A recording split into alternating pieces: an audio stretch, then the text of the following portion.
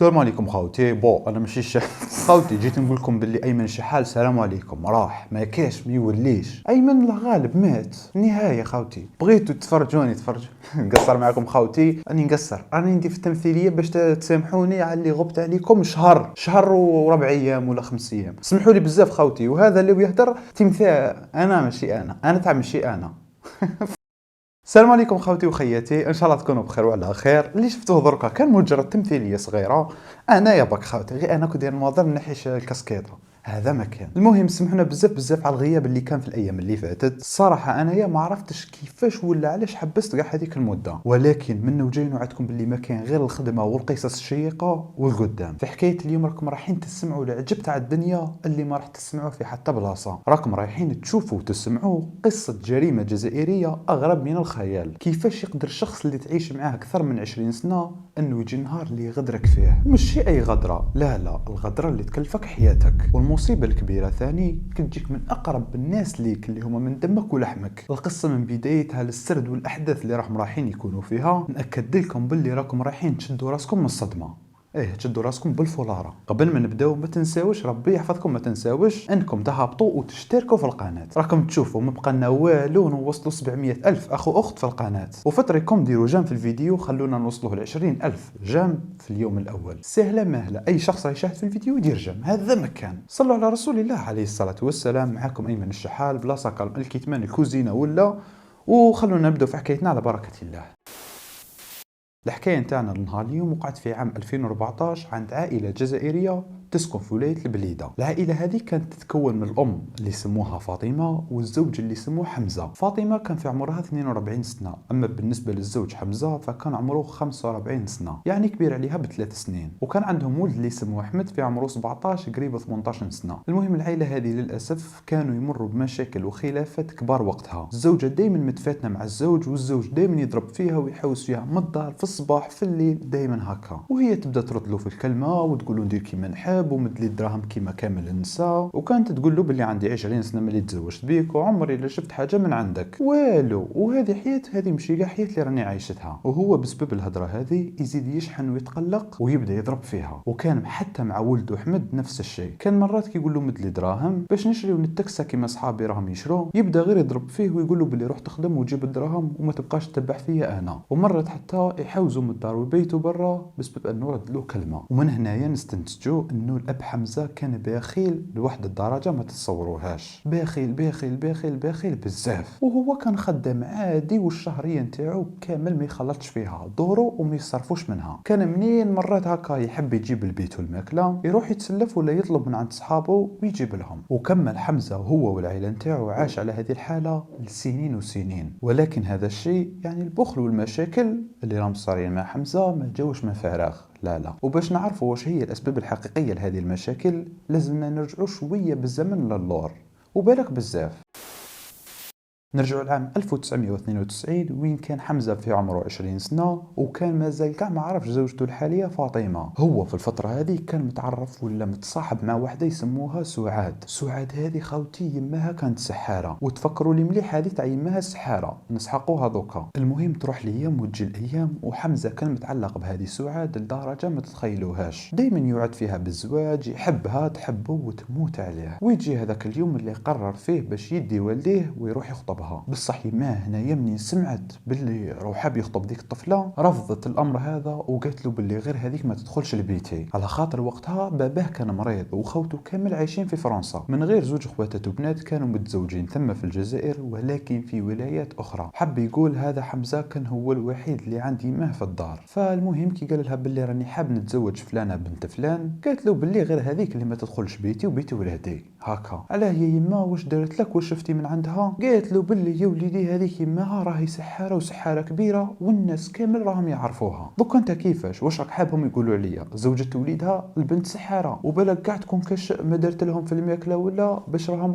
رايحين يقبلوا بها، وغدوه من غدوه السحاره هذيك تحب تزور بنتها بعد ما تتزوج تبدا دائما تجي لي هنا للبيت وعادي. قالت له باللي المهم انا راني قلت لك البنت هذيك محال تتزوجها ودبر راسك. فاخونا حمزه هبط راسه وسكت يسكت وما يلقى ما يقول لها. وهو من شدة انه كان يبغي سعاد ومتعلق بها راح ليها وقال لها كاع الشيء اللي سمع من عند يماه، باللي الله غالب وما نقدرش نتزوج بيك، ويما جات في طريقي وما قبلتش بيك وقالت لك باللي انت زعما يماك سحاره والناس كامل يعرفوها، فغير سمحي لي وخلاص، الله غالب ما عندنا ما نديرو وعلاقتنا ما نقدروش نكملوها بالزواج. فسعاد هنايا باينه باللي ما عجبهاش الحال وحقدت على يمة حمزه حقد كبير وقررت باش تنتقم منها، والانتقام هذا راح يكون من خلال خطه شيطانيه واحد ما راه يستنى فيها.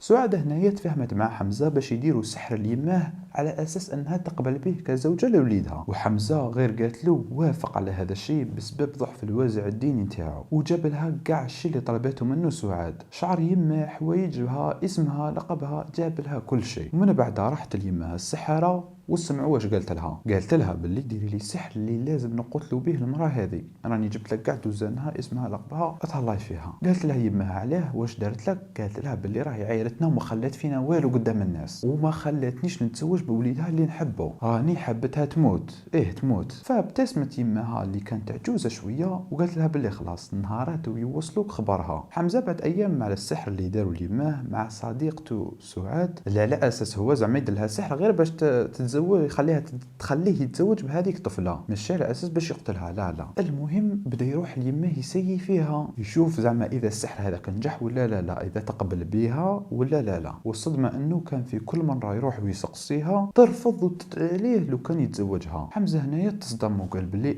السحر نورمالمون دركا راه مشى فيها على حسب ما قالت لي. فهنايا يبدا يدخل الوسواس والشك وقال بلي بالك تكون كذبت عليا وكاش ما درت لها. فبسبب هذا الشيء اللي بدات علاقتهم تفسد ولا تخسر شويه بشويه، يعني مبقاتش كيما كانت في الاول. فبعد ما فات شهر تقريبا على هذه الحادثه اللي حكيتها لكم، يمات حمزه مسكينه العجوزه بداو يبانوا عليها اعراض السحر، وين مرضت واحد المرضى طيحتها فراش وما قدرتش كاع تتحرك، من غير انها كانت تهدر غير شويه برك وبصوت خفيف، وبهذاك الصوت الخفيف كانت باقي رافضه زواج وليدها بسعاد. وهنايا وين حمزه خلاص الشك هذاك تاكد باللي سعاد هي سبب المرض اللي مرضته يماه، وهي سبب كاع الشيء هذا اللي راح يصرى معاهم في الدار. وعرف باللي كذبت عليه كي قالت له باللي راني راح نسحرها غير باش تقبل بيا وتجيب لي شعرها وحوايجها وكذا وتفرى، وهي كذبت عليه فاق يعني. ومن هذيك اللحظه قطع كاع علاقته معاها وما زج كاع حكى هو وياها.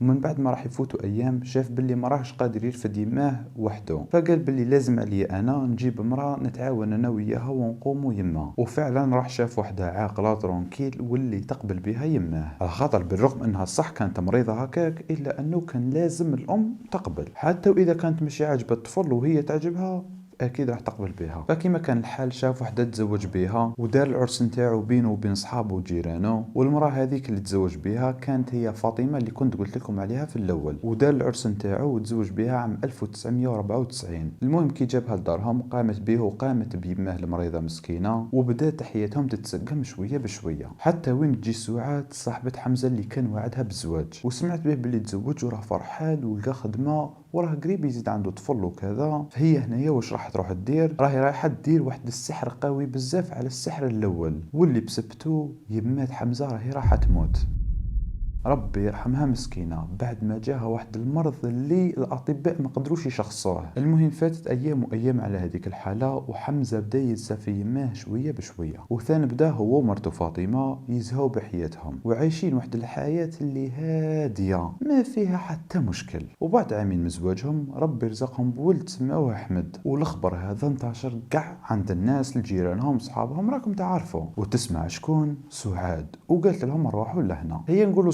راح سعاد الشيطانة هذه، وبالرغم من كاع الشيء اللي دارته الا انه كانت باقي تحب حمزه بزاف، يعني شيطانه ولكن في دال تحبه، بالرغم انه سمح فيها وكذا وكذا ولكن كانت باقي تحبه. علاش في ميسكم راني نقول عليها هكا؟ اسمعوا الحكايه درت تنصدموا. سعاد في هذه اللحظه وبالرغم انها كانت عندها القدره باش تنتقم من حمزه بكاش طلاسم ولا سحر هكا، الا انه قالت باللي لا ما ننتقمش منه، هو ننتقم من المراه اللي تزوج بها فاطمه وحبت تفسد لها حياتها معاه، وتروح دير واحد السحر خاطر الحمزه اللي ما راح يضره هو، بل رايح يضر العائله نتاعو مرته ووليده، واللي بسبته بحد السنين حمزه راح يتحول لواحد الانسان ما تقدروش تعرفوه اذا كان هذاك وهذا، شغل يتبدل بزاف، وثان بدا يكره مرتو ووليدو. وكيما قلت لكم كاع الشيء هذا اللي دارته سعاد ما ياثرش عليه هو، يعني هي كي دارت السحر كانت تخمم فيه وقررت باش ما تضروش ولكن تضر عائلته.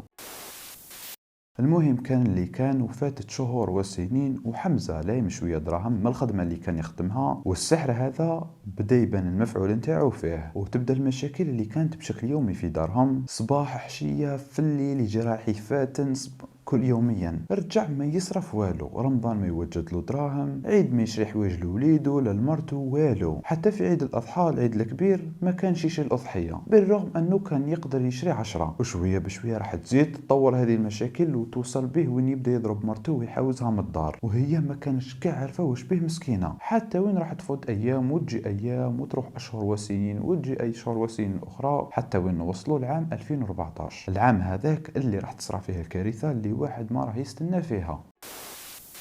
حمزة راح يجي اليوم هذاك اللي راهو رايح يختفي فيه، وواحد ما راح يجيب له خبر وين راح. جيرانه وصحابه والجماعة اللي يخدموا معاه كامل بداو يسقسوا عليه وين راه، وعلى حتى ما راهش يبان واش صرالو. وكي راح تفوت سمانة بالضبط على الاختفاء نتاعو، جيرانه راهم رايحين يتفكروا باللي اخر مرة شافوه فيها كانت كيما ضرب مرتو في الليل وهي خرجت تجري برا وهو راح يجري وراها. اكيد هذا الشارع هربت كي خافت منه انه زعما يقتلها ولا يضربها بزاف، هربت وجاو الجيران سلكوها منه وبالسيف لا سامحوا بيناتهم الليله هذه. واش السبب تاع الفتان هذا وعلاش ردفها الله اعلم. المهم الجيران كانوا شاهدين على الحادثه هذه وقالوا باللي كيفاش هذا وين تفكرنا هذه الحادثه، شغل راحت لهم من بالهم وبداو يربطوا في الاحداث باللي ممكن تكون هذيك المشاكل هذوك اللي صراو عندهم علاقه في الاختفاء نتاعو، وباينه باللي تكون مرتو عندها علاقة وتعرف وين راه، ولا قادر كاع تكون قتلاتو وخباتو داخل في البيت، شكون يعرف. المهم هكا بداو يقولوا الناس، فالجيران هذوك وبسبب المنطقة هذه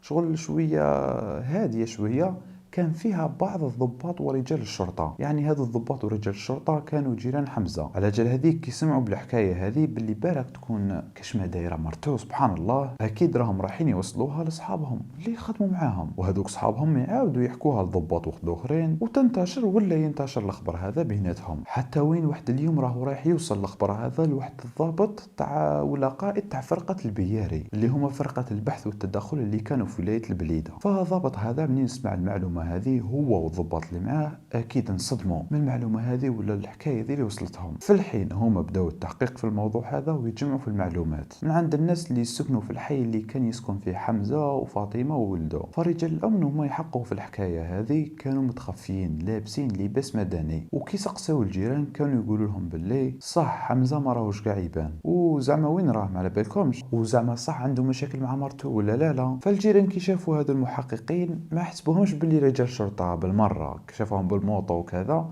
قالوا باللي بالك هذو صحابه اللي يخدموا معاه في الشركة جاو يسقسوا عليه ويحوسوا على ما راهش يجي يخدم، هذا مكان. فعلى جال هذيك كانوا يجاوبوهم ويحكوا لهم كلش، ووصلوا وين قالوا لهم باللي راهم يقولوا الناس يقولوا قالوا لهم هكا باللي ممكن تكون مرتو قتلاته وراهي مخبيه الجثه نتاعو دخل في الدار، خاطر ما شفناهاش زعما خرجاته ولا زعما كياكش واحد صبناه مرمي جثه تاع برا ما لقينا حتى حاجه، فاكيد تكون ثم. فرجال التحقيق ولا رجال الامن دوكا رجعوا متاكدين من هذه المعلومه. علاه؟ على خاطر كاين اكثر من شاهد عليها. فمباشره فرقه البياري دات الاذن من عند وكيل الجمهوريه اللي يسمح لهم بتفتيش المنزل، وداو شرطيه معاهم باش تعاونهم في التحقيق، شغل لان المشتبه فيها كانت امراه. على جال هذيك داو شرطيه باش تعاونهم وراحوا لبيت حمزه يفتشوه ويحقوا مع مرته. المهم هما غير وصلوا بالسياره تاعهم نزلوا منها وراحوا يدققوا في الباب، وفجاه فتحت عليهم شكون؟ سعاد.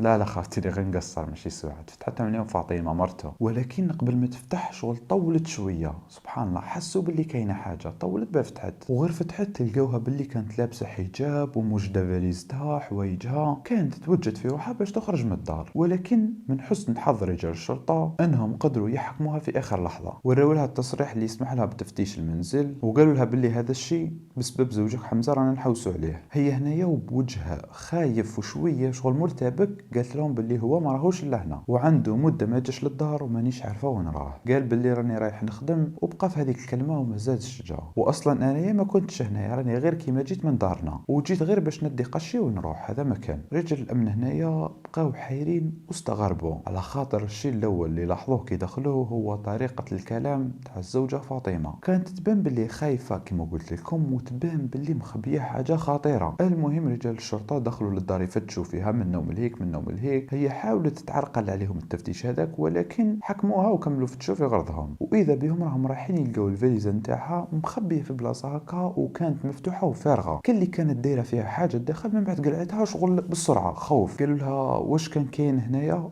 هضري. قالت لهم والو غير كنت انا دايتها معايا فارغه باش نجيب فيها حوايجي ولا. هذا ما كان. معليش يا سيدي، انت راكي حابه تزيدي الماء للبحر.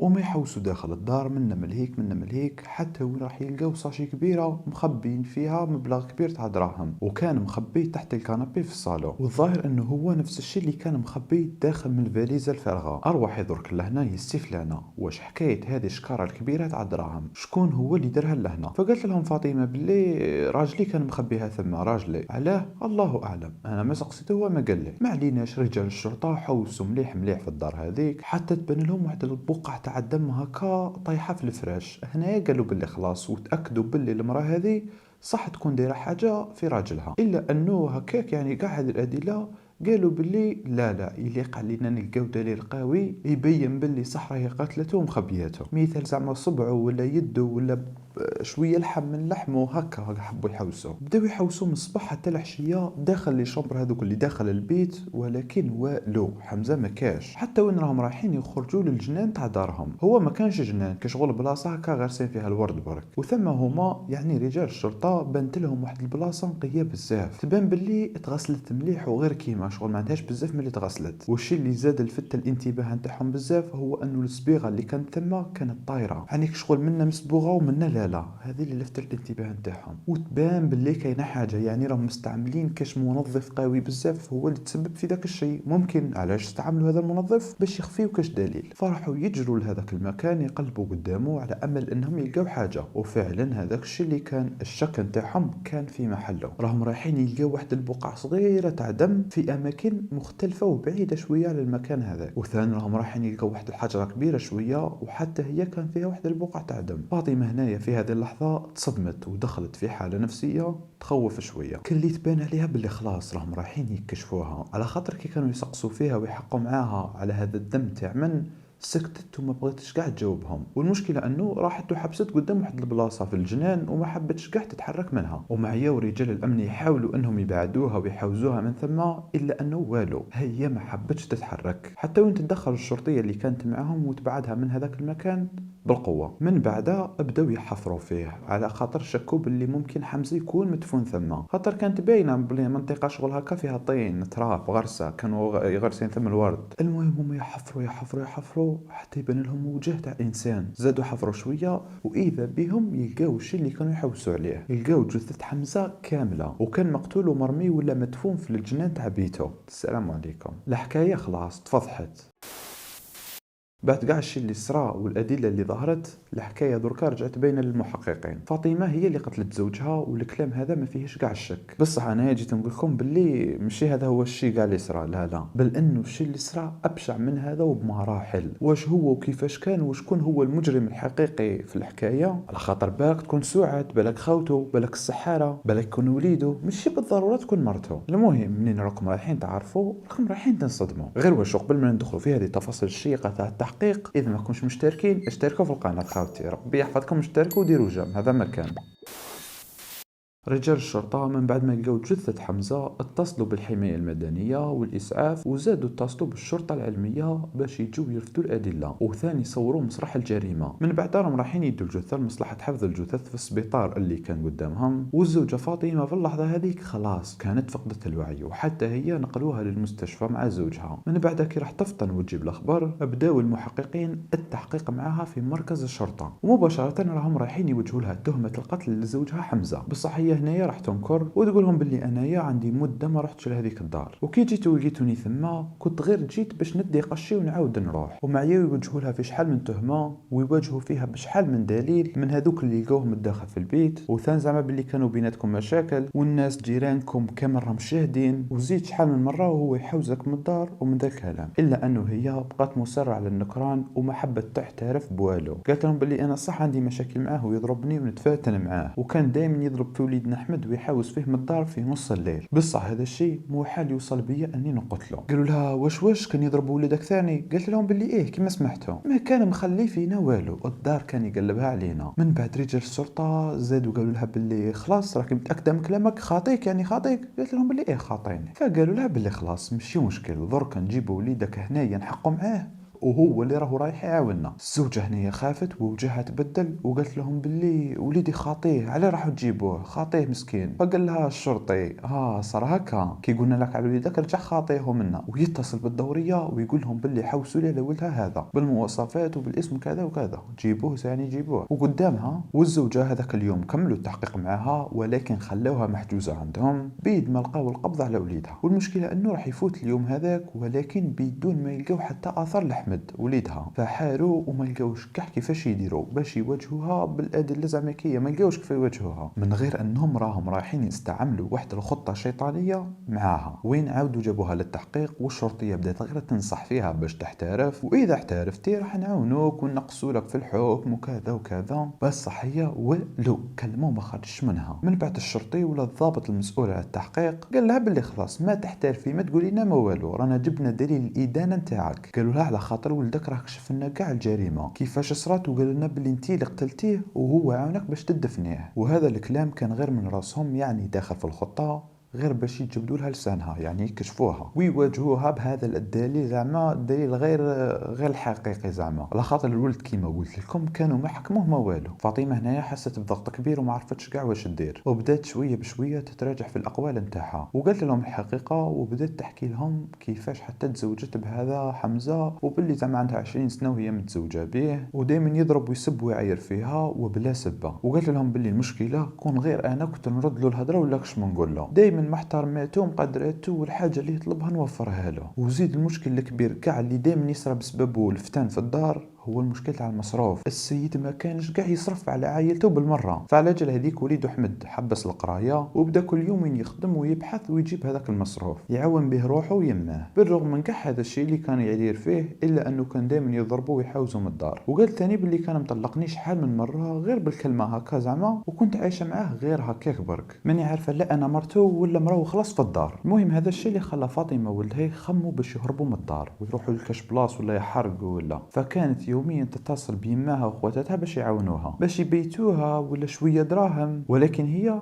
ما راحش تلقى شويه دراهم لا بل راح تلقى بزاف. اسمعوا كيفاش. المحققين راهم رايحين يسقسوها علاش قتلتيه، واش هو السبب اللي خلى الفتان يصرى بينك وبين زوجك الليله هذيك. فقالت له باللي خليني نحكي لك يا حضره الشاف هكا. المهم قالت له باللي كيما انا نحكي لكم هكا يروحوا الايام ويجوا الايام حتى وين جي هذاك اليوم اللي وليدي احمد شاف بابا حمزه يخبي في واحد الحاجه في الجنان اللي ما عرفهاش واش هي، يخبي فيها في مكان اللي كانوا غارسين فيه الورد ثم في المراح نتاعهم. فهو هنا يبقى غير يشوف معاه ويعس فيه بالضبط وين راه يحفر. من بعد دقائق قليله كي راح يروح باباه راح يعاود يروح وليدو نفس البلاصه اللي كان يحفر فيها ويعاود يحفرها ويشوف واش كان يخبي. وفجاه وهو يحفر ويحوس وليدو هذا اذا به راح يلقى واحد المبلغ لاباس به تاع دراهم دايرو في ساشي زرقاء هكا ومخبيه ثم. فقال باللي السلام عليكم خلاص لقينا الحل اللي كنا نحوسوا عليه انا ويما باش نهربوا من الدار. ولكن الصدمه في الحكايه هو انه الام ووليدها منين زادوا حفروا في المكان هذاك راهم رايحين يلقاو بزاف مبالغ تاع دراهم مخبيين في ساشيات بزاف. فقالوا باللي هذيك هي نستناو الوقت المناسب يجي وندوهم ونليموهم كاع ونهربوا. وفعلا هذاك الشيء اللي داروه. ولكن منين راهو رايح يفيق لهم حمزه ولا يفيق باللي دراهمو ما كاش وكامل نسرقوا من بلاصتهم راح يجن جنونه. وهو كان عارف متاكد باللي ما كاش اللي يدخل البيت وغير هو وليده ومرته اللي في البيت، يعني اذا ما راهمش هنا فباينه باللي راهم عندهم باينه.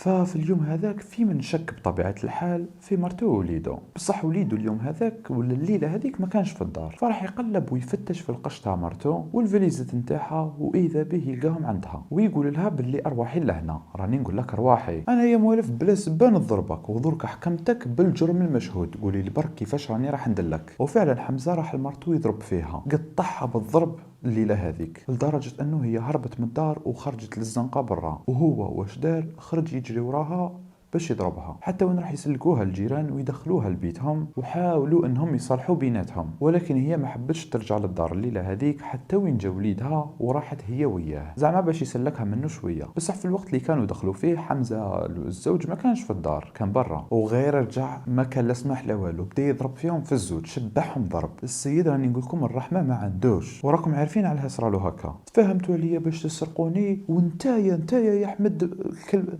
انتايا اللي وريتهم لها وين راهي دايرتهم، انتايا وين كنت انا مخبيهم، وقاعد يضرب فيه ويفاتن، وزعما شغل حط لهم كاع عليه هو، على خاطر في الوقت اللي كان يخبي فيهم الام ما كانتش في المنزل، على هذيك شك في وليده، قال باللي محال هي بلا ما يساعدها هذا، باينه باللي عاونها. فالزوج حتى كي خلاص من الضرب، شغل خلاص قريب مات، هو بيضرب وقريب مات عيا من الضرب، راح وقعد في المراح تاع بيتو ودار قرو وبدا يتكيف. وهما هنايا كانوا خلاص الام ووليدها كانوا حابين ينتقموا شر انتقام، ورفدوا واحد الاحصاء كبيره شويه تاع جد تاع بوي تاع جد احمد بوي حمزه، وكانت شغل احصاء هذوك اللي يجوا فيهم حفظ الحجره ولا مش عارف تجي كبيره من تحت، راحت لي نسيتها كيف سموها، المهم رفدوها وبداو يغفلوا ويغيب العقل ويضربوا بها حمزه للراس. الام ضربت بها، فاطمه هي اللي ضربته وطيحوه كاو وما قالهاش من شده الضربه اللي كانت قويه بزاف.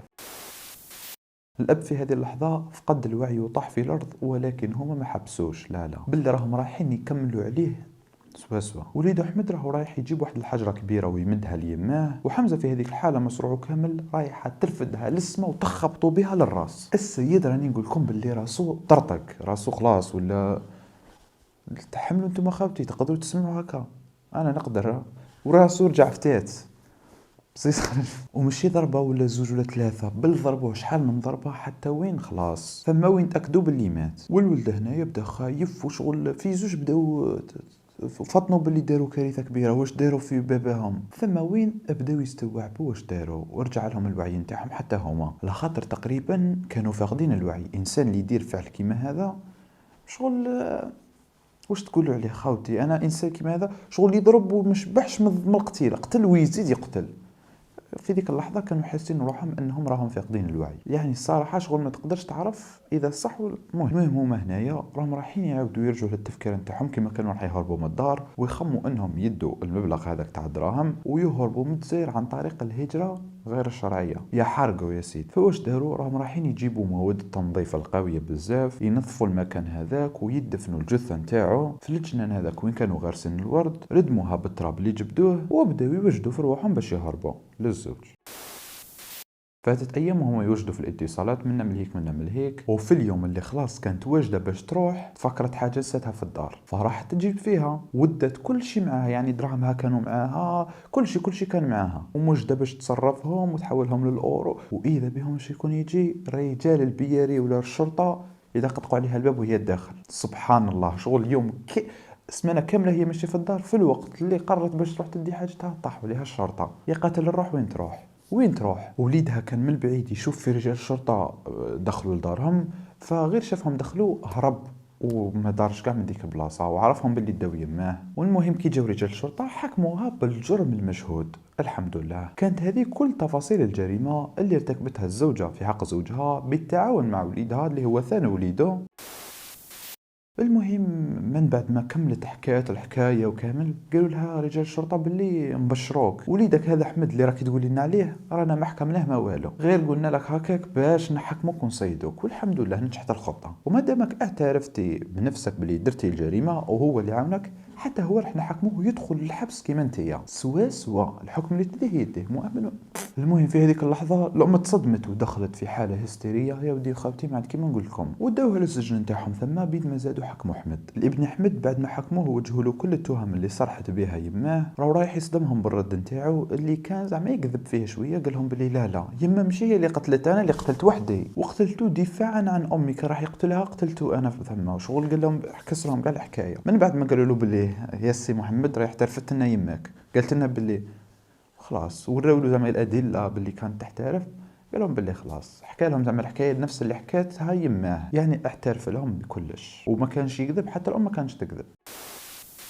من بعد ملف القضيه راهو رايح يترفد ولا يرفع للمحكمه، والقاضي هنا راهو رايح يحكم على احمد ويماه بالمؤبد اللي هي 33 سنه هنا في الجزائر. وكل بلاد وكيفاه، هنايا عندنا 33، في المغرب 33 هكا، شغل كل بلاد تختلف. وكانت هذه حكايتنا لنهار اليوم، الجريمة الصادمة اللي صارت هنا في الجزائر، اللي تفاصيلها صح يصدموك، بالخصوص كي فيها ملف قديم وملف جديد، ملف تاع بكري وملف تاع ضكا. وانتم تبقى عندكم في التعليقات رايكم، خلوه لنا وقولوا لنا بلي شكون هو المجرم الحقيقي ولا المذنب الحقيقي في الحكاية، شكون على حسابكم نتوما. ما تنساوش خوتي ديروا لنا جيم في هذا الفيديو، تشتركوا في القناة، ما بقالنا والو على 700 ألف أخ وأخت بإذن الله. وشكرا على الدعم تاعكم بزاف، وسمحونا اللي طولت عليكم هذه المدة، ولنا عودة بقوة بإذن الله هذه المرة. دعموكم وتعليقاتكم وكل شيء، ربي يحفظكم خوتي. صلوا على رسول الله عليه الصلاة والسلام. السلام عليكم.